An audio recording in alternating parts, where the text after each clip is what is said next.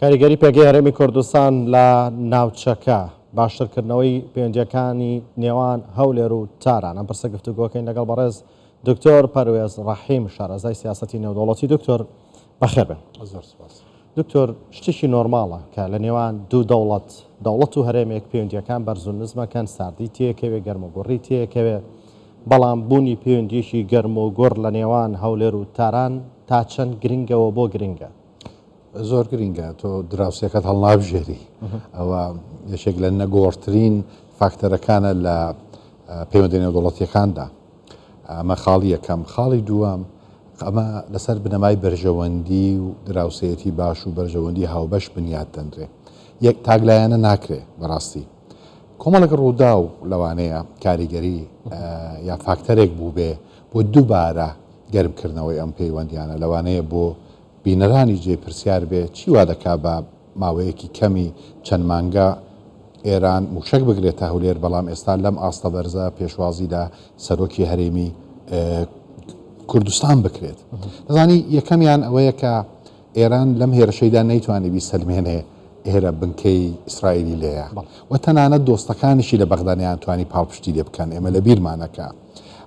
قاسم عاڕەجی چی دەوت، ئەو وەفدەی پارلەمان کاتبوونە ئێرە، هەموو ئەمانە ئەمە زۆر گران وەستایەوە. ئەمە خاڵی یەکەم. خاڵی دووەم ئەوەیە کە لەم هاوکێشە نوێیانەی پاش 7 ئۆکتۆبری ساڵی 2023 چاوەڕوان دەکرێت ئەمە بە ئاسانی تێنەپەڕێ، کۆمەڵک نەزمی نوێ بێتەکایەوە. لێرە دەری خست کە ئێران تا گوشار لە هەرێمی کوردستان بکە، بە پێچەوانەوە هەرێمی کوردستان خەریکە لە ئەکتەرەکانی تر نزیک دەبێتەوە. سەردانی سەرۆکوەزیران بۆ نمونە بۆ ئەمریکا، سەردانی ئۆردۆغان بۆ عێراق، سەردانی سەرۆکوەزیرانی عێراق بۆ ئەمریکا، هەموو کۆمەڵک ئاماژەی ئابووری، سیاسی، ئەمنی، دیبلۆماسی بوون کە خەریکە هەم عێراق هەم هەرێمی کوردستان بەهۆی ئەم گوشارانە لە کاتێکدا هەرێمی کوردستان و عێراق بەگشتی، ئەمە جگە لە سووریا و لوبنان و ناوچەی تر، بە بازنەی یەکەمی بەرژەوەندەکانی ئێران، بازنەی خێرای یا ئاسایشی ئێران دادەدرێن. ئەمە لەلایەک ئەم ساردیە، ئەم بارگرژیە وای کردووە کە کاریگەریەکی تری لەسەر ئێران هەبێ، جگەلەوەی کە ڕۆڵی ئەکتەرە با بڵێن ڕکابەرەکانی ئەگەنەڵێن نەیارەکانی بەرز کردوتەوە، هەرێمی کوردستان بەدووی دۆزینەوەی بەدیل دەبێت، ڕۆڵی تورکیا لێرە بەرز دەبێتەوە، ئەمریکا زیاتر خەریکە عێراق لەو مەنزومۆیە دوور دەکات. شتێکی تر ڕووی داوە. ئێران لە گوشارێکی بێوێنەی ئابووری بازرگانیدایە. عێراق دەرچێکی یەکجار زۆر گەورەیە. لێرە ئاڵ و گۆڕەکان لە نێوان عێراق و ئێران و هەروە هەرێمی کوردستان و ئێران دەبینین نزمبوونەوە بەخۆیەوە دەبینێت و تورکیا ئەم بۆشایە پڕ دەکاتەوە. ئێستا لە نێوان هەرێمی کوردستان و تورکیا لەگەڵ هەرێمی کوردستان و ئێران تورکیا لە پلەی یەکەمە. دەزانی بەراورد ناکرێت لە کاتێک ئێران خۆی بە نزیکتر دادەنێت لە تورکیا، هەم لە زیاتر لە 600 نزیکی 650 کیلومتر سنووری هاوبەش لە نێوان تەنیا هەرێمی کوردستان و ئێران، جگە لە نزیکەی 1400 کیلومتر لە نێوان ئێران و عێراق بەگشتەکەی. ئەم سنوورە، ئەم هاوبەشیانە و هەروەها ئێران کە پاش 2003 خۆی بە جۆرێک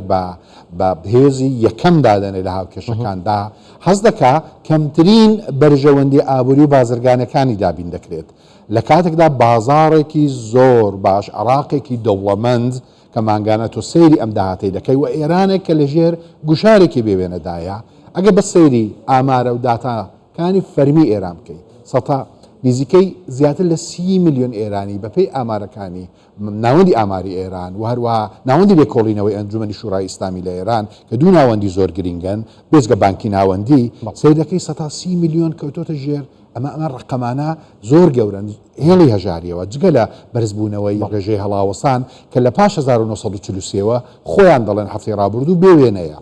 باشە ئامارەکانی بانکی جیهانیش ئاخر ئامانگ هەفتەی پێشەوە کە لە بەردەستمانە، ئەوانە پێی دەڵێن ئەم بارگرژیانە تەسیری کردووە وەوە دابەزیوە کە گەیشتۆتە نزیک 2.4 میلیارد لە کاتێک پێشتر یەکجار زۆر لەمە بەرزتر بوو. بۆیە ئەمەش فاکتەرێکی دیکەیە، جگەلەوەی کە بەردەوامی ئەم بارگرژیانە بە پێچەوانەوە نەک ئاسایشی ئێران ناپارێز، ئەوەی کە جەنابی سەرۆکی هەرێمی کوردستان باز دەکا، باز لە ئاسایشی هاوبەش دەکا کە ئاسایشی هەر لایەنەکان بریتیە لە ئاسایشەوی تر و ئێمە هیچ کاتێک هەڕەشە نەبووینە لەسەر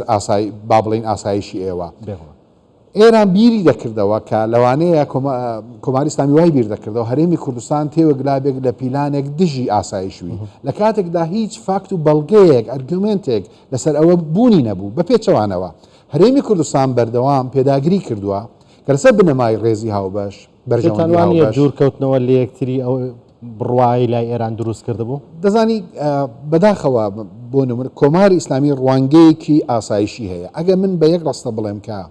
سەرۆکی هەرێمی کوردستاندا لە چی سەرکەوتوو بوو لەم سەردانەدا پێشەوەی هێشتا جەنابیان بگەڕێتەوە دەتوانم بڵێم بە نائاسایشیکردنی ئەم پەیوەندیانە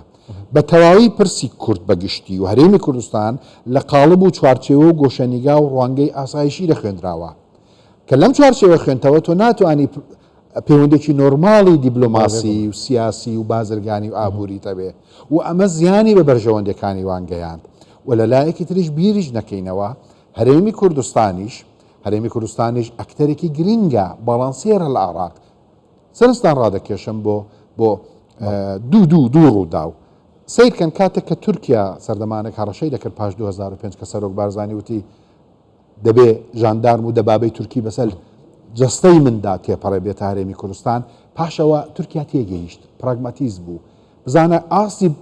بەرژەوەندیەکانی گەیشتە کوێ قەبارەی ئاڵوگۆڕی بازرگانی کە وای لە هات پرس و کرانەوەیەک دروست بوو قازانجی کرد بە پێچەوانەوە ئاسایشی پارێزرا سیرکەن کاتێکیش کە ئەم پاش ئەم موشکبارانەی هەولێر دوایینیان کاتێک دووبارە سەرۆک بارزانی پێداگری کرد من ئەو کاتە بیرم کردەوە وتم ئەم پێداگریە بە قازانج دەشکێتەوە چونکە ئێستا سەردەمێکە کە تۆ ناتوانانی ئەکتەرە نادۆڵەتەکان فەرامۆش بکەیت چونکە ڕاستە ئێمە قەبارەی هێز و ئەوەمان نییە کە بمانەوێ و نامانەوێ وەمە لە پلان و ئەجندای ئێمە نییەکە ببینە هەڕەشەیەک بۆ ئاسایشی کۆماری ئیسلامی بەڵام نائاسایشی ئێمە بریتی نییە لە ئاسایشی کۆماری ئیسلامی بەڵکو لێرە ئێمە کۆمەڵی ئاسایشیمان هەیە ئاسایشی هاوبەشمان هەیە دکتۆر ئێستا بوونی پەیوەندیی باش لە نێوان هەولێر بەغداد تاران تا چانەتوانێت ببێتە فاکتەرێکی سەرەکی سەقامگیری لە ناوچەکە سیرکەن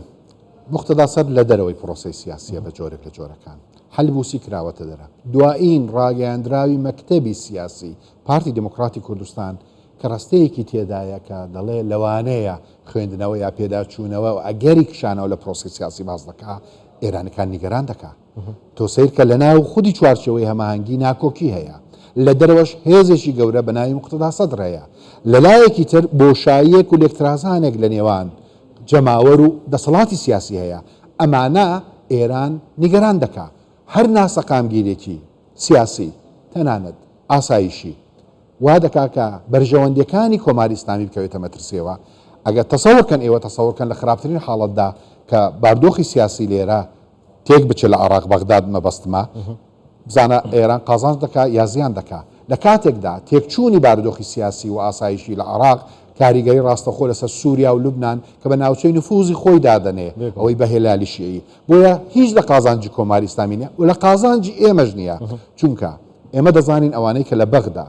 دەسەڵاتیان بەدەستەوەیە هێزی نزیک لە کۆماری ئیسلامی و کۆماری ئیسلامی دەتوانێت ڕۆڵی هەبێ لە کەمکردنەوەی ئەم بارگرژیانە کە لە نێوان هەولێر و بەغدایە بۆ نمونە سیرکەن کاتێک ئێمە پەیوەندەکانمان دەگەڵ کۆماری ئیسلامی بار هۆکارێک تێک دەچێت گوشارەکان لەلایەن بەغداوە زیاتر دەبێت لەسەر ئێمە وە پێچەوانەی هاوکێشەکەش ڕاست شارەکانە گەڕێنەوە بۆیە بەڵێ ڕێک وایە بۆیە لێرەدا ئەم ئاساییکردنەوەی پەیوەندەکان وە دەگەڕێمەوە جەنابی سەرۆکی هەرێمی کوردستان کاتێک کە ئەم پەیوەندیانە لە بواری ئاسایشی دەردێنێ بە جۆرێک نائاسایشیان دەکا ئەمە دەتوانێت ڕۆڵی هەبێ و ئەمە دەبێت ببینین ئەمە لێرە لە